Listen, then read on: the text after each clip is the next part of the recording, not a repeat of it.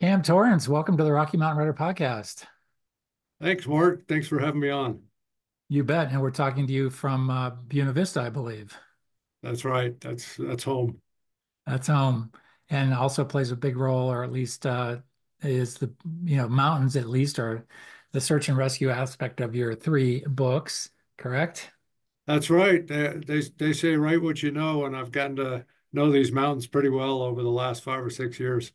Yeah, that's great. Well, we want to get to the books. Let's just go through your background, which I think obviously is playing a big role in the action part of the stories you write, the thriller aspect. And I think it's always fun to talk to somebody who's done, obviously a very extensive military background. It brings that to the writing. So tell us about tell us about how you got into the Air Force and all that. Right. Well, I got into the Air Force because my folks let me know that they weren't really financially set up for 4 full years at college, and so I was looking for any option that helped out with that, and so I applied for the Air Force Academy. That's where I ended up going to college. Really, my intention was to serve my country and pay back for that college, and then get out and do something else. But I ended up staying in 30 years. I loved what I did. I was a transport and air refueling pilot for most of my career and loved every minute of it. I'm sure there were parts I didn't love, but I can't remember those ones. Yeah. Were you from Colorado originally, or how did you get to the Air Force Academy? No, I was from Washington State, Western Washington, like bottom of the Puget Sound, halfway to the ocean, in a little town, logging town called Montesano. Wow, wow. Um, and refueling pilot, I mean, that just sounds crazy. I've always, as a little kid, remember looking at the photos in the magazines or the books, and they'd show the other plane pulling up, and I just thought that has to be the hardest thing in the world to do. Right. So the plane I flew was the KC-10, and it was challenging because we gave gas to a lot of different planes, but we also had the capability to take on gas from each other or from the other tanker called the KC-135. And yeah, that's one of the neatest skills of flying is figuring out how to do those fine-tuned movements at 30,000 feet and stay on the boom. Wow, wow. And okay, we want to get to the writing, but this actually does really interest me. So, do you need visual? Can you do it in at night in the clouds? And So once you're hooked up, you can go through clouds because you're close enough to be able to see what's in front of you. And so the challenging part is picking when you're picking your way through thunderstorms and clouds is actually doing the hookup. And so we'll use our radar to get within a mile and then just slowly walk our way in until we pick up visual.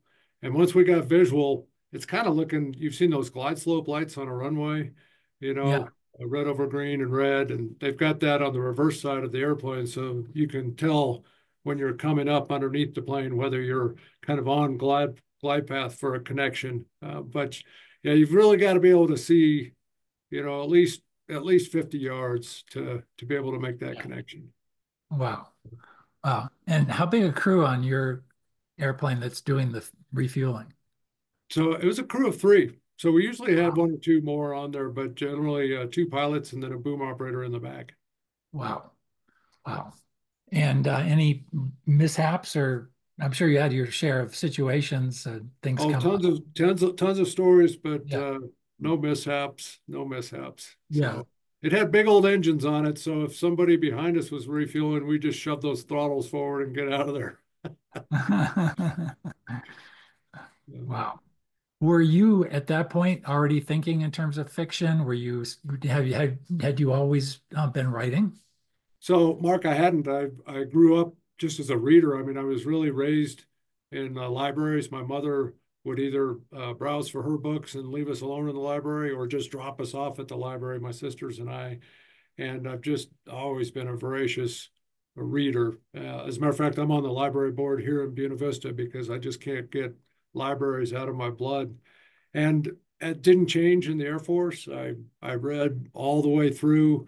I did writing in the Air Force. They sent me off to get a couple master's degrees, and I wrote academic papers, but no fiction. My sister, who's also my editor for my books, is kind of the writer in the family. And it just wasn't until coincidentally, right before COVID, I thought, well, I keep reading all these mystery thriller suspense books that I love so much. How hard could it be to try it myself and kind of try to do the same thing that these authors have done for me, which was interest other readers, and give them something to enjoy. I just didn't know how hard it was. Yeah. So Yeah. So right around COVID pandemic time, were you already retired then when you started I writing? was right. I retired in 2018, and I kicked off trying to write a book early January of 2020. And then I attended my first Rocky Mountain Fiction Writers Conference in 2021, and just met you again at this third one that I was at. So that's played a big part too. Yeah. It was a great conference this year, wasn't Oh, it's fantastic, fantastic. Good speakers. Nice job. it? Yeah, it was a really great conference in so many ways and so much energy. All right, let's get to your series. Tell us about just, you're starting to write a novel. You've had a 3 decade long, I believe, career in the Air Force. Is that right? That's right. Right. Okay. So just thinking about other people out there, other adults who've had another life, and maybe they've been readers too, but they've always sort of thought, I think there's a lot of folks out there who think this. Are there some, I don't know, I don't call them mistakes, but what would you do, or recommend to somebody else in that same situation that you were in 2018? Well, the first thing I'd recommend is to read about writing. I really wanted to kind of learn the mechanics. I mean, I recognized right off the bat that it wasn't as easy as what I was reading. It's kind of like, uh, you know, saying you love food, so you automatically ought to be a great cook.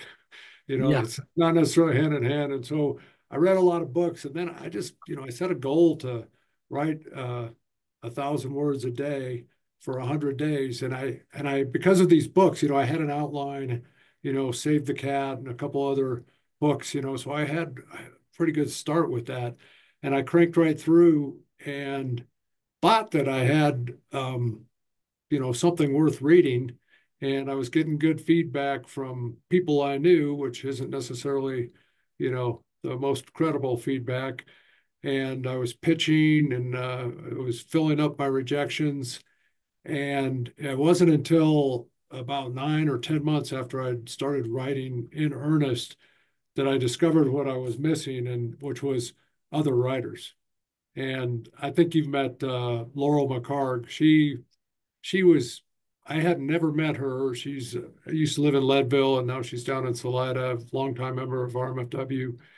And she was out interviewing my daughter for a West Point interview. She's a 79 or 83 West Point grad, I think. Ah, And she started talking about this writing club, and I was like, well, I write.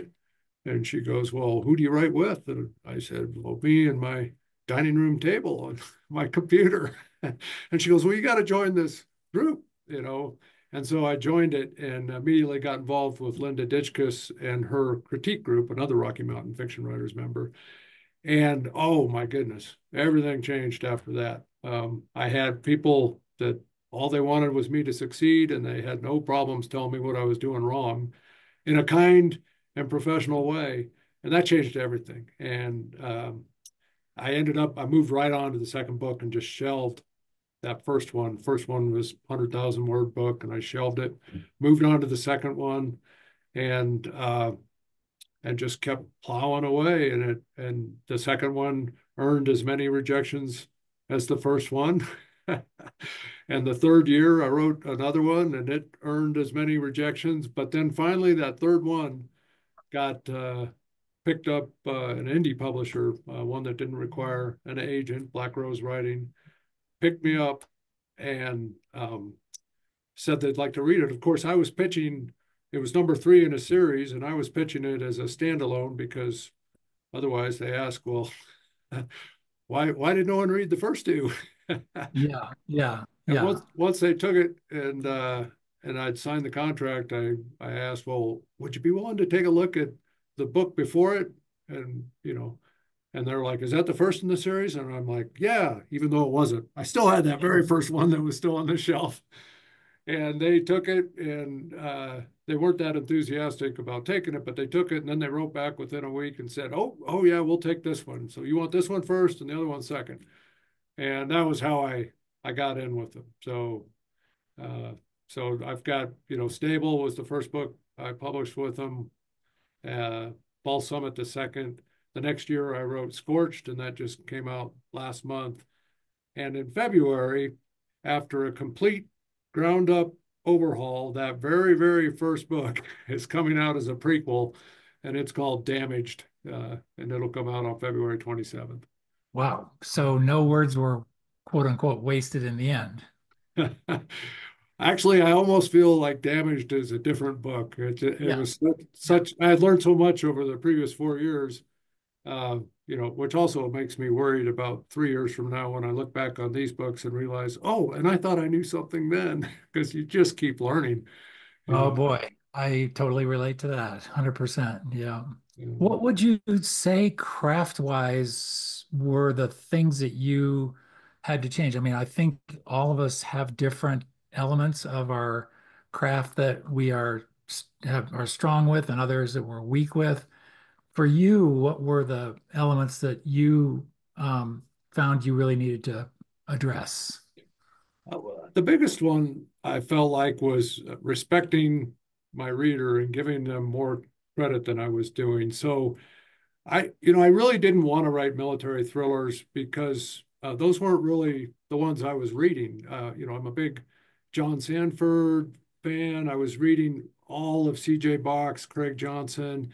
And when I moved to Buena Vista, right away, I joined Search and Rescue. And so when I wrote my first book, I had 3 years of Search and Rescue under my belt, or 2 or 3 years. And so I thought, well, I'll take a guy who's been in the military because I know that, but I want to put him out here and talk about the stuff that I'm doing right now, the search and rescue. And so that's the setup for all the books that I've written. And the first book, it was very important where this character came from, what happened to him in the military. And I just had pages and pages of backstory because how's the reader going to understand what this guy's going through if I don't explain it for them, you know? And over the course of the last 3 years, I learned right from the beginning. Somebody told me less is more. I just didn't get what that meant. Mm. And just by using dialogue and narrative, uh, I was able, I think, to improve on that to where things are just sprinkled throughout the book, and the reader gets a picture of it, and so that cut. The original book I had 100,000 words. Was in the 80s after the rewrite, and a lot less backstory. Yeah, it's you're the writer brain and the reader brain, and there's a lot of experience in the reader brain too to fill in the holes and just add to that experience without being having their hand held for every little bit. Right, right. And I was a big spoon feeder in the beginning, just like, oh, they'll never get it unless I tell Yeah. them what they need to know. So that's helped. And in the process, it's made my dialogue snappier.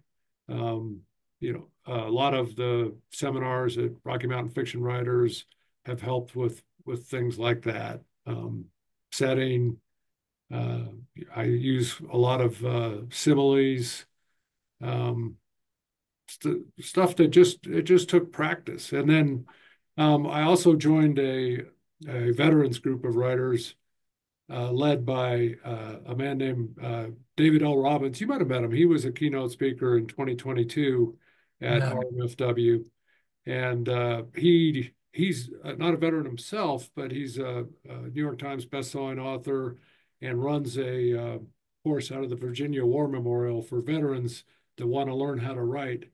And I'm on my third round with him doing that, and he's taught me a lot about um, telling stories, and having a you know my story with my details and my setting and my characters, is my absolute truth. Nobody else had that.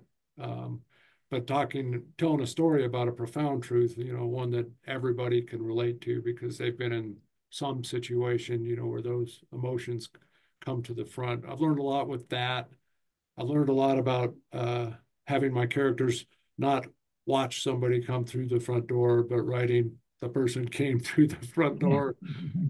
Stuff I should have picked up in the first year, but it's, just stuff I'm picking up every year. Yeah, yeah. Well, let give us a little overview of Scorched, since that's the most recent title that's out, just to give us a flavor for and tell us your main character's name and what is the plot summary sort of Scorched. Right. So Tyler Zahn is my main character, and he is retired Air Force who lives out in Buena Vista, retired out there to try to get a fresh start after some tragic things that happened to him in the Air Force. And he was struggling with depression. And over the first couple books, we worked through that. But on Scorched, he's just coming off the loss of one of his search and rescue teammates who disappeared. And he, in the efforts of trying to figure out what happened to her, he kind of lost a little bit of that credibility he'd gained in the previous books. Well, there's an art heist that happens at Cottonwood Pass in the middle of the Rockies, of all places. And his girlfriend is one of the people who has some art stolen, and they end up in a lodge with some bad folks. And it's a little bit of a Agatha Christie locked room, or maybe a Ruth Ware One by One influenced type of book, because there's a forest fire outside that's keeping them from leaving when they want to leave. And there's bad guys on the inside, but they don't know who they are. And the book goes from there. It's got elements that run through from books 1 and 2, but it stands alone. You can read it without having to Yeah, have read the first 2 books. yeah. It doesn't sound like there's much actual search and rescue in that storyline, or maybe there is. So all 3 books all have search and rescue Okay. missions in them, but it's a B story. Because in real life, we very rarely have bad guys involved in our search and rescue missions. And so I've actually based the first 2 books were based off of setting wise and incident wise off of real world missions. And then I've fictionalized them, one, enough that, we wouldn't invade the privacy of the folks who got rescued. Right. And two, to throw a situation where there actually was something sinister that could have happened, and make a book about that. Because when it comes down to it, we've basically got this old retired guy who is not really qualified to deal with bad guys, figuring out how to do it because he keeps finding himself stuck in the middle of everything. Yeah. Give us the thumbnails on the first two then as well. Right. So the first book, Stable, um, a young girl goes missing nearby Buena Vista, about 7 miles north of town. Search and rescue goes out to find her, and they find a young girl up in the mountains, but it's not the girl they were looking for. And it turns out that more than one girl has disappeared in the upper Arkansas Valley, and they uncover a little bit of what's going on there and work for the rest of the book to figure out what's happened.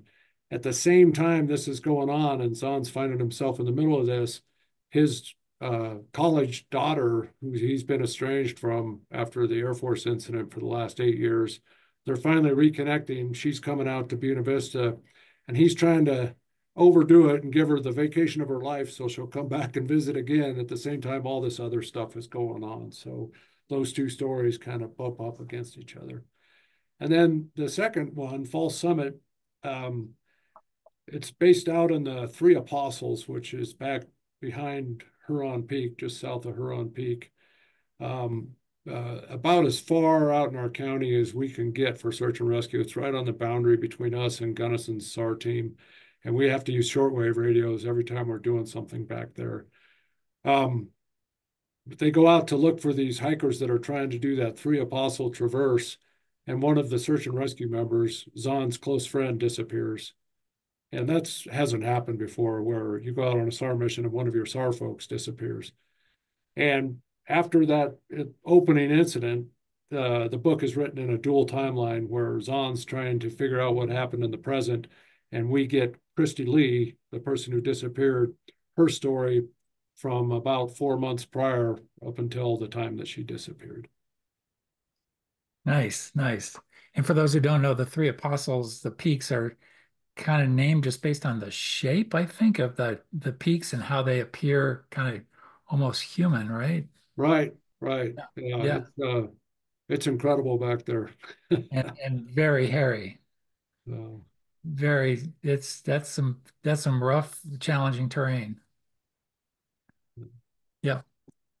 Are the you the prequel that will come out in February, that very first book, this is Zahn in the throes of his initial depression. He's just joining search and rescue, and they're wanting him to step up. Oh, this former Air Force pilot, we could use you in this unit, and he's like, well, I want to get involved, I want to help, but I don't want to take on a lot of responsibility.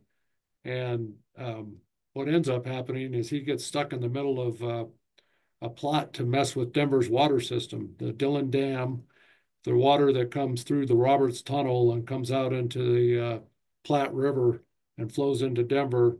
There's some folks messing around with it, and he finds himself neck deep. Oh, and he doesn't want to be trying to figure out what's going on with that. great? Sounds great. Excellent. So, what is, when you look back where you started in 2018, I guess we're 6 years later, what's changed about your day-to-day process or your how you approach the writing day?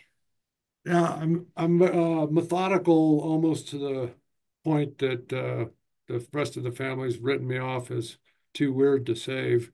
But I do. I mean, I really have a morning routine. I'm uh, I'm big. I'm a longtime runner, not a fast runner, so I should really call myself a jogger. But I'm on a jogging streak now, and my 3 year day will actually be tomorrow from the day that we're recording this podcast, which will Wow. be 3 years of running at least a mile a day. But I average about 4.3 miles a day. And that takes priority. I don't really feel like I can get going on my day until I've knocked out the morning run. And then once I do that, I kind of roll on into the writing. And what it is for me is once I've got a good outline, I try to do that 1,000 words a day. And they're not good words, but I do it for about 4 months, 3.5 to 4 months, because there's always I can't do it. I can't do it every day. I try to do it every day, but we've got 6 kids and 3 are still in Oh, the wow. house, and things happen. So if I go 3.5 to 4 months, I've got 80 to 90,000 words, and then I go back and I rewrite it, and that takes as long or longer than the 3.5 months, and so I really kind of on a 1 year a book, Yeah. or one book a year, sorry, Yeah. pace, Yeah. uh, Yeah. to process wise to do Yeah. that. Um, Yeah. That's great. Tell us a little bit about your publisher too.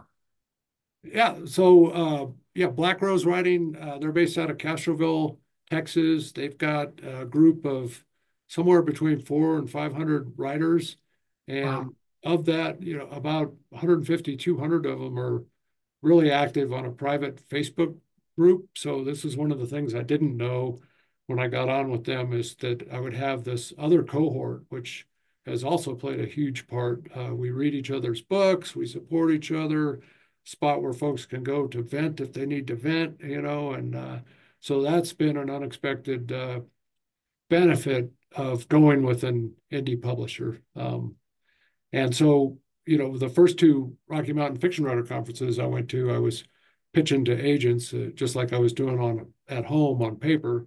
And the conference gave me an opportunity to get some pages in front of folks. I just wasn't able to get anything picked up. And I've been happy with Black Yeah. Rose Writing. It's it's been named one of the best hybrid publishers out there, definitely top five, and they run a model of business that the writer is not required to pay for a thing. They do the cover, they do the editing, they put it into book form, they contract out the audio and pay for all that.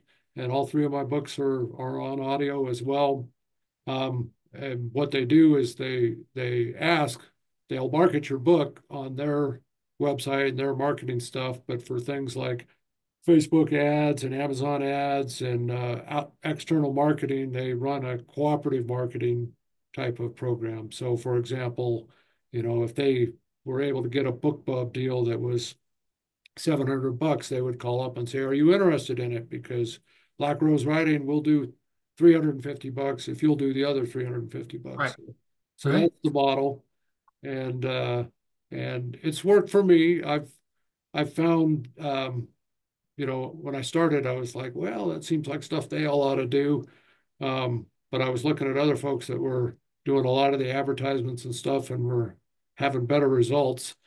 And Yeah. I can't necessarily say it was just marketing or they didn't just have a better book, but Right. with talking with stuff, I've gotten more involved in pushing the advertising harder. I was paying real close attention to Andre and Natasha Gonzalez at the conference. I went to both of their Facebook ad um, seminars and learned a heck Yeah. of a lot with that because that was really useful. Yeah. They are super experienced and very knowledgeable about how to pull those levers. Right. Yeah. No. That's So it. is Did it, I answer that question? yeah, The yeah, Black Rose yeah, Wedding. yeah. Is the series going to keep going after Damaged? It is. I've got the first draft done for book five, which is called Havoc. And without giving too much away, it involves a Black Hawk helicopter crash in the Rockies out here. They run Black Hawks with the high altitude training out of Eagle County. And this one's got some backstory with the crew and the Iraq War or not the Iraq War, but actually the fight against ISIL in 2016. And so I'll be working on that, and I've signed a contract for it to come out in December of 2025. And I haven't decided after that. I've got a collection of stories of things that happened to me in the Air Force that I think are funny. I'm not sure whether it's enough to put together a book or whether anyone else will think they're funny, but I've been working on that through the veterans group. And I've also got an idea for a book. When I retired from the Air Force, my wife, her present to me, she gave me a retirement present, was to allow me to hike the Appalachian Trail. So Oh, I did wow. that from March Wow. 2018 to July of 2018 while she sold the house and bought a motorhome and did all the work. And Wow. besides meeting incredible folks, I listened to over 30 audiobooks on the trail. And I had this idea. I mean, a lot of them I can still remember where I was at and what I was doing when I read some of these books. And I was thinking about putting together something about reading on the Appalachian Trail. And Sounds interesting. Yeah. Yeah. yeah, so I don't know. I got a bunch of ideas. I also have two or three ideas for book six, seven, and eight in the series. So we'll see how That's things go. that's fantastic. Wow. Sounds like you're going to have another 30 years of writing, 30 years in the Air Force and 30 years of writing. How's that sound? That would be okay. Uh, Yeah. I never expected to, and I'm sure you can relate to this as a longtime author. I never expected to find the joy that I'm finding in it. And I think I started it thinking it was going to be a solitary journey, and the biggest surprise of all has been the people. I might just keep writing just to get to hang out with all the people I get to hang out with. Exactly. Exactly. Exactly. Yep. Well, this has been great, Cam. Really, really good. I really appreciate your time. And as we kind of wrap up, we always like to pay it forward a little bit and recommend a book or recommend a writer. And it sounds like you have a lot of options. So take it away. Well, the best two books I've read recently were Sarah Winman's Still Life. I just finished historical fiction, mainly based in Florence. Fantastic. And then I just finished a similar type of book called The Heart's Invisible Furies by John Boyne. which I found to be incredible. I actually listened to both of those on audio. I'm a big Travis To fan. You've had him on here before. His latest book, Last Call, is coming out. He's having, I think the book launch is the first or second week in November. I got an early read on that. It's a thriller based in Colorado, and actually involves some scenes up I-70 up there. So folks in our area will recognize those things. And a couple of Black Rose writing. I know you just asked for one read, but I'll Yeah. throw out a couple of others. Uh, one of my fellow authors with Black Rose writing, Gail Ward Olmsted, she writes historical fiction, and she had a book come out in June called Catherine's Remarkable Road Trip, um, about a octogenarian who decides to move to New Hampshire towards the end of her life and has an adventurous trip in an old car on the way up there. And the one other is Gary Gerlacher. He's probably our best-selling author at Black Rose right now, and he writes medical thrillers. He's got an ER doc that runs into the same type of bad guys that my character does, but not only does he have this badass ER doc, but they've also got a retired police dog that goes with them everywhere named Banshee. And so his series, the AJ Docker thriller series, they're doing quite well, and I've loved those. They're great stories. So, Great. Excellent. Well, Cam, thank you so much. Good luck with all your projects, and we'll catch up with you down the road. I appreciate it, Mark. And once again, thanks for having me on. Thanks for being a part of the leadership in the past and currently for Rocky Mountain Fiction Writers. It's played an important part on what I've done so far, and I'm also plan on continuing to use those conferences to try to write better. Fantastic. Talk to you soon. All right, thanks, Mark.